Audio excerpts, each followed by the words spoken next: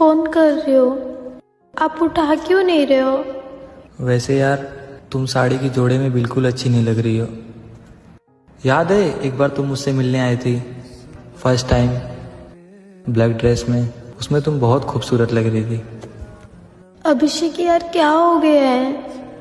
बस अगले जन्म में ना तुम उन सब से लड़ना जिससे तुम अभी नहीं लड़ पाई।